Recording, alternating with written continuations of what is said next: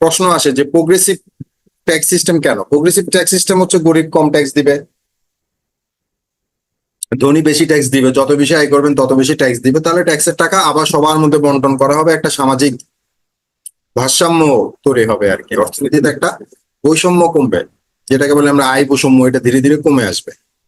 তো বাজেটের তাহলে দুইটা অংশ থাকে, একটা হচ্ছে গিয়ে আয়, একটা হচ্ছে ব্যয়। তো প্রথমে আমরা ব্যয় নিয়ে আলোচনা করবো। আমি আগেই বলছি বাজেটে প্রথমে বলা হয় ব্যয় কোথায় করা হবে, তারপরে বলা হয় এই ব্যয়টা কোথা থেকে আয় করা হবে।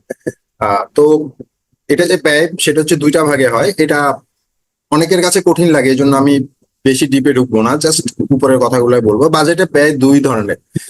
তোমরা যারা সরকারি চাকরি করতে যাবা তাদেরকে অনেক সময় জিজ্ঞেস করে যে আপনার বেতন কোথা থেকে হবে, তো তারা বলে যে বেতন সরকার দিবে। তো প্রশ্ন করে যে না, বেতন তো সরকার দিবে, কোন খাত থেকে দিবে?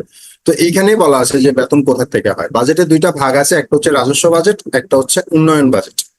হ্যাঁ, মানে আমরা ইংলিশে বলে হচ্ছে রেভিনিউ বাজেট, বা হচ্ছে আরেকটা হচ্ছে ডেভেলপমেন্ট বাজেট। ডেভেলপমেন্ট বাজেটকে অনেকে ক্যাপিটাল বাজেট বলে, রেভিনিউ বাজেটকে অনেকে কারেন্ট বাজেট বলে।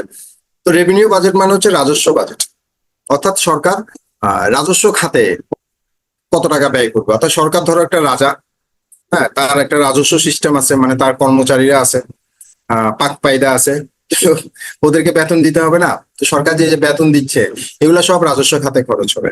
আর এর বাইরে সরকার যে খরচটা করবে মানুষজনের জন্য, উন্নয়নের জন্য, সেটা হচ্ছে উন্নয়ন বাজেট। সুতরাং রাজস্ব বাজেট তো উন্নয়ন বাজেট না। এই জন্য অনেক সময় রাজস্ব বাজেটকে বলা হয় অউন্নয়ন বাজেট। এটা এখন আর বলা হয় না, আগে বলা হতো।